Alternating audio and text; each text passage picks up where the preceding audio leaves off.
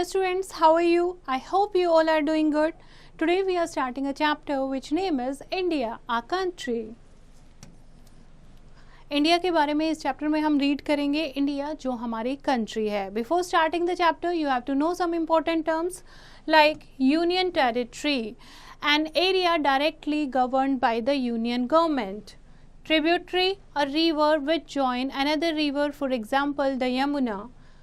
Estuary, a broad, low and wide river mouth where it runs into the sea and where tidal salt water mixes with fresh river water. Delta, that is a triangular piece of flat land made by a river at its mouth, for example the Ganga Brahmaputra delta. Distributaries, that are several channels of a river flowing through the delta to the sea. Lagoon, a shallow saltwater lake near the coast, for example Chilka Lake. Ghats, step-like flat-topped low hills. Now as you know, India is a very old country and where one of the earliest river, Indus Valley civilization, developed and flourished more than 5,000 years ago. It has been inhabited by different races and tribes coming from outside as well as the local people of the earliest stock. बहुत सारे देशों से, बाहर के देशों से भी लोग आकर इंडिया में बसे थे और लोकल लोग भी काफ़ी थे. So this is reflected in the diversity of language, culture and religion in the country. तो इस तरीके से आप देख सकते हो इंडिया में कितनी सारी लैंग्वेजेस बोली जाती हैं, कल्चर कितना डिफरेंट है अलग अलग स्टेट का, कितने सारे रिलीजन इस कंट्री में हैं. ये क्यों है? क्योंकि इंडिया में लोकल पीपल के साथ साथ बाहर से भी लोग आकर बस गए थे. India lies in the eastern hemisphere in the south central part of Asia. Its peculiar geographical location at the top of the Indian Ocean has favored its maritime and trade activities since ancient times. जो इसकी location है Indian ocean के पास, ठीक है, इसके कारण ही पुराने ज़माने से ही, एंशियंट टाइम से ही ट्रेड जो है वाई सी रूट वो काफ़ी फ्लोरिश रहा है. The opening of the Suez Canal provided a great advantage for India's trade with European countries and it lies on important air route from the Europe and Africa to East Asia and Australia.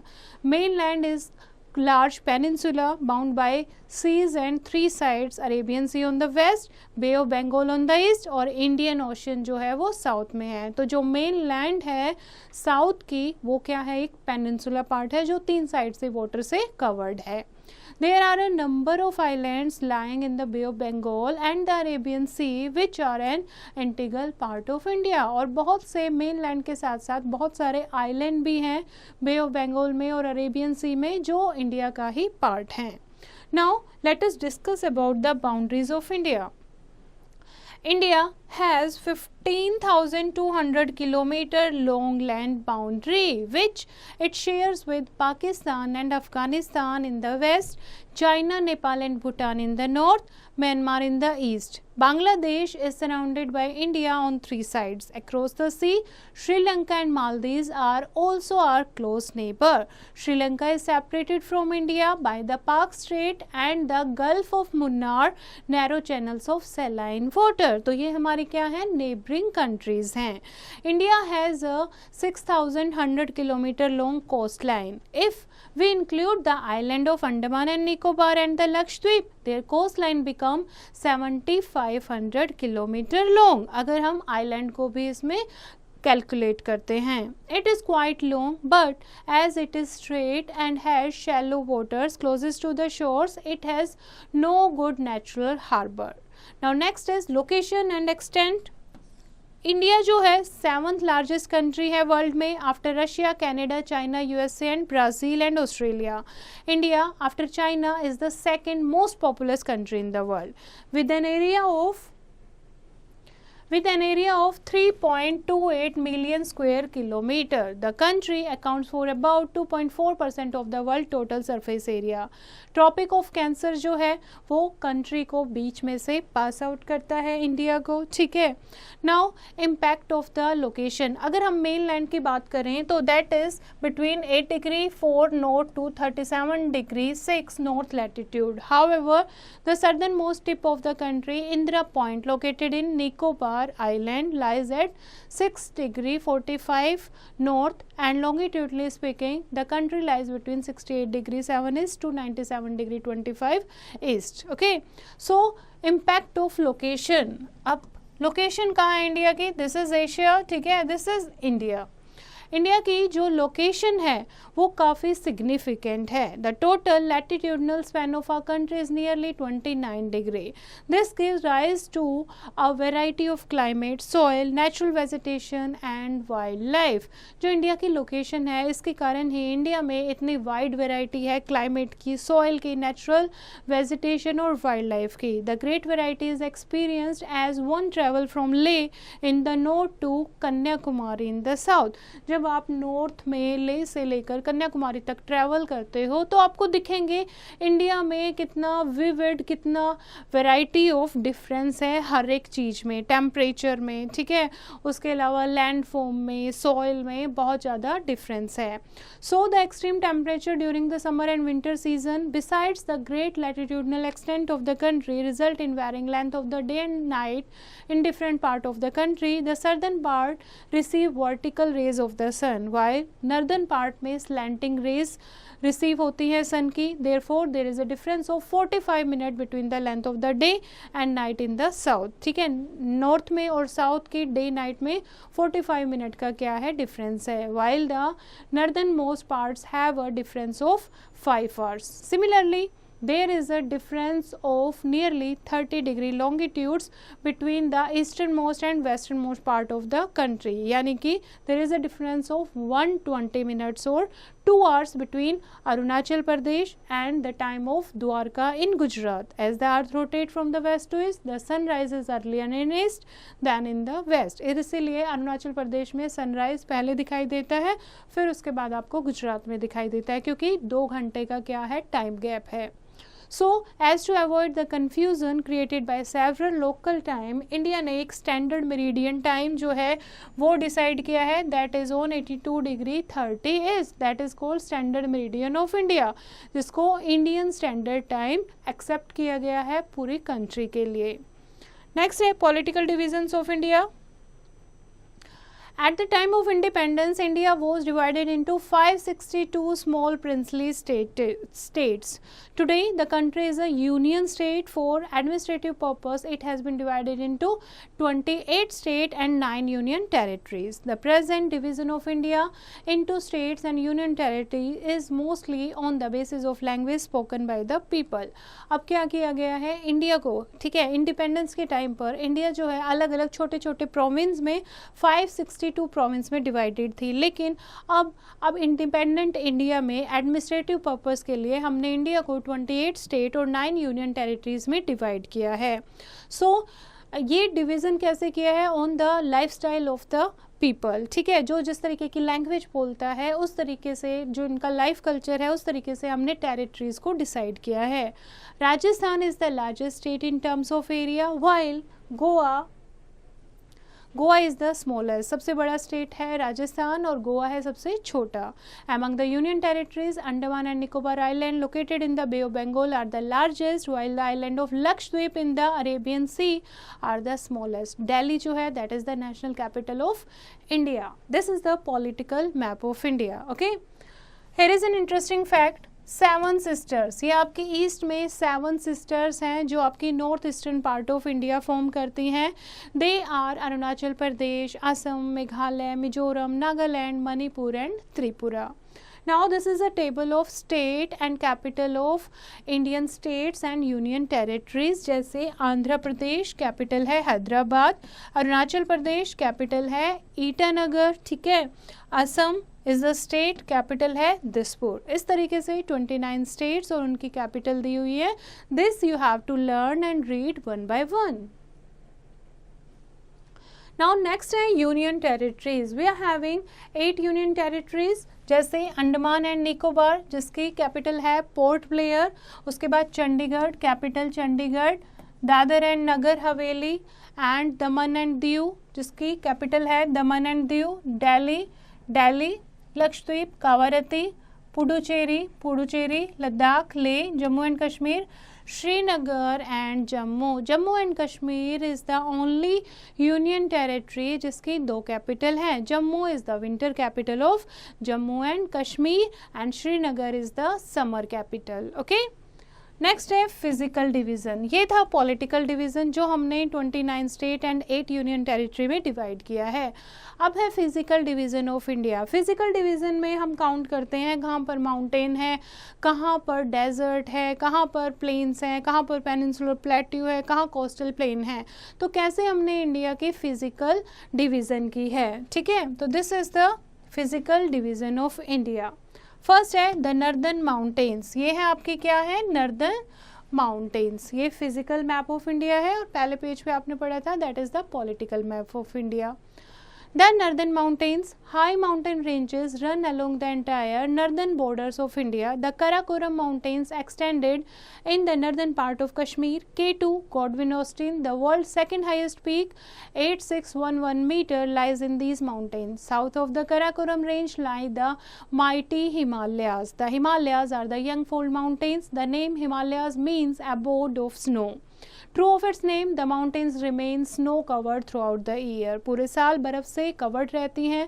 The mighty rivers like Indus, Satluj and Brahmaputra originating beyond the Himalayas and in Tibet, they have cut deep gorges, narrow V-shaped valleys in these mountains and there are several glaciers in Himalayas. Himalaya की जो range है that is from Indus in the west to the Brahmaputra in the east, stretching over a length of 2500 kilometre. और जो ये ranges हैं ये एक दूसरे के पैरेलल हैं, दैट इंक्लूड द हिमाद्री जो टॉप रेंजेस, उसके बाद मिडल रेंज को हिमाचल का नाम दिया गया है और लेसर हिमालय लोअर रेंज को शिवालिक का नाम दिया गया है। नाउ हिमाद्री जिसको ग्रेट हिमालयाज भी कहते हैं, जहाँ पर आपकी हाईएस्ट रेंज है, ठीक है, हाईएस्ट पीक्स हैं more than 8000 metre in the world including the mount Everest in Nepal, Kanchenjunga, Nanga Parbat और उसके अलावा Nanda Devi lie in India. Kanchenjunga situated on the Nepal Sikkim border is the highest peak in India, ठीक है। तो ये आपकी कौन सी रेंज है, हिमाद्री। उसके बाद है The Himachal range, also called Lesser Himalayas, lies to the south of the Himadri. और उसके बाद सबसे नीचे सर्दर्न मोस्ट रेंज है शिवालिक रेंज जो कि बहुत हिल्स के बराबर ही है, lowest range of the Himalayas. It is made up of unconsolidated material and therefore prone to landslide and erosion. यहाँ पर लैंडस्लाइड और इरोजन जो है वो काफ़ी होता है। In between the lesser Himalayas and the Shivalik range they are many longitudinal valleys जिनको दून वैली इन उत्तराखंड कहा गया है, ठीक है। The eastward extension of the Himalayas is known as Purvanchal और ईस्टर्न हिल। जो ईस्ट के साइड में है उनको पूर्वांचल या फिर ईस्टर्न हिल का नाम दिया गया है, जिसमें आपकी पटकाई, नागा, गारो, खासी, जयंती एंड मीजो हिल्स जो हैं ये शामिल हैं। The northern mountains are important for the country from the viewpoint of climate. They also have strategic importance. The mighty rivers rising in the Himalayas are the lifelines of the northern plain. The rich forest wealth and wildlife of the Himalayas is also important for the country. Next है northern plains. Northern planes जो हिमालय से निकलने वाली नदियां हैं वो अपने साथ पानी के साथ बहुत सारे सेडिमेंट बहा कर लेकर आती हैं। उनके साथ जो ट्रिब्यूटरीज होती हैं वो भी अपने साथ बहुत सारे रिच एलुवियल डिपॉजिट जो है वो लेकर आती है और उसके किनारे फर्टाइल प्लेन जो हैं वो बनाती हैं, ठीक है। These plains have been formed by the alluvial deposit of the Sutlej, Ganga and Brahmaputra and their tributaries. These are amongst the largest and most fertile plains in the world. The northern plain may be divided into 3 units: Punjab and Haryana plain, Ganga plain and Brahmaputra plain, ठीक है। Ganga plain जो है ये that is most extensive part of the northern plain. It has been formed by the Ganga और उसकी tributaries Yamuna, Ghaghara, Gandak and Son. Brahmaputra plain जो है that are formed by the Brahmaputra and its tributaries. The Brahmaputra rises in Tibet and flows there as Sangpo. Arunachal Pradesh में जब enter करती है तो इसका नाम धियांग रिवर के नाम से जाना जाता है और असम में इसको ब्रह्मपुत्र के नाम से जाना जाता है। In their lower reaches, the Ganga and the Brahmaputra come together. They waters get distributed into several channels, जिनको distributary कहा जाता है. These channels form the largest delta of the world, जिसको सुंदरबन का नाम दिया गया है. और we can say the Ganga Brahmaputra delta. और बाद में दोनों रिवर जो हैं वो बे ऑफ बंगाल में एंड हो जाती हैं. Here is an interesting fact. The Indian peninsula was a part of the huge land masses called Gondwana land. This ancient landmass includes South America, Africa, India, Australia and Antarctica. And ऐसा माना जाता है 250 million year पहले Indian peninsula was a part of the huge landmass जिसको Gondwana land के नाम से जाना जाता था. Next है Peninsular Plateau. Peninsular Plateau lies to the south of the northern plain. This triangular plateau is the oldest landform in India. It divided into two distinct parts. एक है आपका मालवा प्लेट्यू और दूसरा है the Deccan Plateau. The two parts are separated by Vindhya and Satpura ranges. तो ये दोनों के बीच में हिल्स हैं, विंध्या एंड सतपुड़ा रेंजेस, जो मालवा प्लेट्यू और डेक्कन प्लेट्यू को अलग करती हैं. Malwa plateau is the northern part of the peninsular plateau और जो आपका डेक्कन प्लेट्यू है that is the southern part of the peninsular plateau. It is bounded, Malwa plateau जो है वो Aravalli range in the west and Vindhya Satpura range in the south है. It extend eastward up to the Chota Nagpur plateau in Jharkhand. They are some minor ranges is northern part of the plateau, जैसे Ajanta and Satmala hills in Maharashtra, the Mahadev and the Maikala range in Madhya Pradesh and Rajmahal hills in Jharkhand. This is the part of Malwa plateau. ठीक है, उसके बाद आता है आपका Deccan plateau. Deccan plateau that lies in south of the Deccan Plateau that lies south of the Vindhyas and Satpura ranges. Narmada flows westward between these two ranges throughout a narrow valley and forms an estuary on its mouth. South of the Satpura range, the Tapti also flows westward following the sea through an estuary, and the Deccan Plateau is bound by hills on the west and east called the Western Ghats and Eastern Ghats respectively. The Western Ghats, also called the Sahyadris, and the south, the Western and Eastern Ghats meet at Nilgiri Hills, and the Annamalai and Coromandel Hills are the other famous hills of the south. Anaimudi is the highest peak of South India. Next है coastal plains and islands. The coastal plains lie to the west and east of the Western and Eastern Ghats. The plain in the west is narrow except in Gujarat, while the eastern plains are broad as many rivers from their deltas here. अब देखो coastal plains क्या होता है. coastal plains होता है जो समुद्र के किनारे के जो plains होते हैं. ठीक है, तो हमारे पास peninsular जो इंडिया है तो दो coastal plain बनते हैं, एक आपका western coastal plain और एक आपका eastern coastal plain. ठीक है, eastern coastal plain जो है वो थोड़ा सा broad है. क्यों broad है? क्योंकि बहुत सारी रिवर उधर डेल्टा बनाती हैं. So the west coast is known as Malabar coast in the south and Konkan in the north, and lagoons और backwaters in Kerala are a unique feature on the west coast. तो इस तरीके से हमने कोस्ट को अलग अलग लाइंस में अलग अलग पार्ट में डिवाइड कर रखा है और उनका अलग अलग नाम दे रखा है. जैसे कि हमें मालाबार कोस्ट कहते हैं, हम वेस्ट कोस्ट को मालाबार कोस्ट कहते हैं south, and Konkan in the north, और नॉर्थ में हम क्या कहते हैं उसको कोंकण कहते हैं. So the northern part of the east coast is called northern Circars, while the southern part is called the Coromandel coast. They are two groups of island. एक आपका अंडमान एंड निकोबार आइलैंड है in the bay of Bengal, और second आपका है the Lakshadweep island in the Arabian C.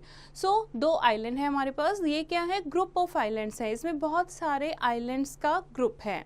The former are mostly of volcanic origin, while the latter are of coral origin. And Barren Island is an active volcano in India. India में अगर हम active volcano की बात करें तो बैरन island जो है वो आपका एक्टिव वोल्केनो है. ये आइलैंड जो हैं ये बहुत छोटे छोटे हैं और बहुत सारे आइलैंड जो है वो इनहैबिटेड हैं, यानी कि कोई भी लोग वहाँ पर नहीं रहते. However many of them are important from the viewpoint of tourism. लेकिन बहुत सारे लोग जो हैं वो कुछ आइलैंड पे घूमने जाते हैं, कुछ आइलैंड काफ़ी इंपॉर्टेंट हैं in the tourism way. Fine. So all the major physical units of India provided a unique geographical identity. The northern plains and the coastal plains are important for agriculture and hence are densely populated. Agriculture अच्छी हो जाती है coastal plain में, इसीलिए ये densely populated है. Densely populated means बहुत सारे लोग यहाँ पर रहते हैं. The peninsular plateau, especially the Chota Nagpur plateau region, is rich in mineral wealth and as such contributes significantly to the industrial development of the country. जो आपका छोटा नागपुर प्लेट्यू है उसमें क्या ज़्यादा है, उसमें मिनरल ज़्यादा है, इसीलिए इंडस्ट्रियल डेवलपमेंट के लिए ये पार्ट जो है ये बहुत इम्पोर्टेंट है. Now, geographical unity of India. The Indian subcontinent forms a single geographical unit. All the physical divisions are closely related to one another and the present form and shape of India came into being slowly and gradually. The peninsular plateau existed much before the Himalayas and the northern plains came into existence. Scientists believe that a shallow sea called the Tethys existed at the place where the Himalayas stand today. कि scientist क्या कहते हैं, जो geography की study करते हैं उनका कहना है कि जहाँ पर अब हिमालयाज हैं उसकी जगह पहले टेथिस हुआ करता था. ठीक है, एक शैलो सी हुआ करता था. सो अब देखो शैलो सी की जगह कैसे जो ट्रांसफॉर्म है जियोग्राफिकल फीचर्स जो है इंडिया के अर्थ के वो कैसे चेंज होते रहते हैं. जहाँ पर एक शैलो सी था अब आप देखोगे वहाँ पर यंगफोल्ड माउंटेन्स हैं यानी कि हिमालयाज हैं. तो जो इंटरनल फोर्स होती है ना वो क्या करती हैं, फोल्ड क्रिएट करती हैं जिससे sediments one by one deposit होते जाते हैं और हिमालयाज की फॉर्म उन्होंने ले ली. राइट. तो इस तरीके से जो फिजिकल फीचर्स हैं वो चेंज होते रहते हैं. नाउ हिमालय जो है, हिमालय से बहुत सारी रिवर्स जो हैं वो निकलती हैं, ऑरिजिनेट होती हैं, जो अपने साथ रिच एल्यूवियल सॉइल जो हैं वो लेकर आती हैं. और ये रिच सॉइल से जो हमारे नॉर्दर्न प्लेन्स हैं वो बहुत ही ज़्यादा फर्टाइल हैं क्योंकि वो उसी एल्यूवियल सॉइल से बने होते हैं. उसके अलावा हिमालयाज का क्या रोल है, हिमालयाज जो हैं एक तो एल्यूवियल सॉइल डिपॉजिट करते हैं, नॉर्दर्न प्लेन आपके बने हैं. दूसरा, हिमालय जो हैं वो नॉर्थ से आने वाली जो चिली विंड्स हैं, ठंडी हवाएं हैं, उनसे बचाते हैं और मॉनसून विंड को इंडिया को क्रॉस नहीं करने देते, यानी बारिश में भी हिमालय जो है वो हमारी हेल्प करते हैं. और फॉरेस्ट बहुत सारे हैं इस माउंटेन पर और रिच वाइल्ड लाइफ है and the great plains are highly fertile and support a huge dense population. The peninsular plateau is a great store house of minerals and support modern industries. जैसे आपके peninsular plateau जो हैं वो क्या करते हैं, वो स्टोर हाउस है मिनरल्स का. ठीक है, तो इंडस्ट्री डेवलपमेंट के लिए ज़रूरी है. प्लेन्स आपके फर्टाइल हैं तो एग्रीकल्चर के लिए ज़रूरी हैं. ओके, तो इस तरीके से जो कोस्टल प्लेन है वो भी डेंसली पॉपुलेटेड है क्योंकि वहाँ पर एग्रीकल्चर अच्छा होता है. दूसरा, बहुत सारे वहाँ पर पोर्ट्स हैं तो ट्रेड एंड कॉमर्स बहुत ईजी होता है.